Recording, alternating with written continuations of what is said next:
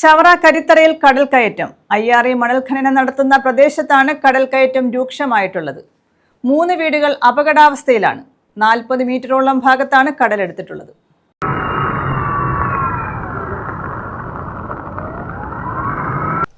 ചവറ ഗ്രാമപഞ്ചായത്തിലെ കരിത്തറയിലാണ് കടൽക്കയറ്റം രൂക്ഷമായിട്ടുള്ളത്.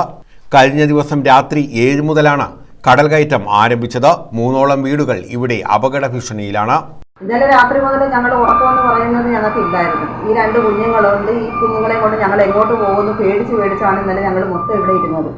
ഈ രാത്രി ഈ നേതാക്കന്മാർ എല്ലാവരും രാവിലെ ആയപ്പോഴാണ് അവരെല്ലാം ഇതറിഞ്ഞു വന്നത്. അയ്യാറിക്കാരും എല്ലാവരും വന്ന് അവിടെ നിന്ന് ജനങ്ങളുടെ ചോദിച്ചിട്ട് പോകുന്നതെന്നല്ലാതെ ഞങ്ങൾക്ക് ആരും വന്ന് ചോദിക്കുകയോ പറയുകയോ ഒന്നും ചെയ്തിട്ടില്ല. ഇന്നലെ സന്ധ്യ മുതൽ തന്നെ ഈ നിമിഷം വരെ ഞങ്ങൾ പേടിയിലാണ് ഞങ്ങളിവിടെ കഴിയുന്നത്. ഈ കുഞ്ഞുങ്ങളെ കൊണ്ട് ഞങ്ങൾ എങ്ങോട്ട് പോകുന്നു പോലും ഞങ്ങൾക്ക് അറിയാൻ വയ്യാത്തൊരവസ്ഥയാണ്. കരിത്തറയ്ക്ക് സമീപം അയ്യാറി മണൽ ഖനനം നടക്കുന്ന പ്രദേശത്തോട് ചേർന്നാണ് കടൽക്കയറ്റം ഉണ്ടായത്.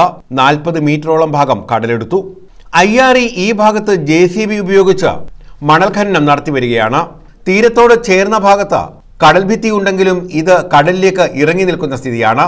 സമീപത്തുണ്ടായിരുന്ന ബണ്ട് പൂർണ്ണമായും കടലെടുത്തു. ഇതോടെയാണ് വീടുകൾ അപകട ഭീഷണിയിലായത്. ഇന്നലെ സംഭവിച്ചതെന്ന് പറഞ്ഞാൽ പടിഞ്ഞാറ് വശത്ത് തിട്ട കെട്ടി വെച്ചിരുന്ന തിട്ട മണ്ണെടുത്ത്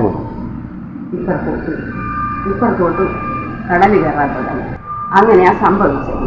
ഞങ്ങൾ 3 വീട്ടുകാരാണ് ഇവിടെ കിടന്ന് കഷ്ടപ്പെടുന്നത്.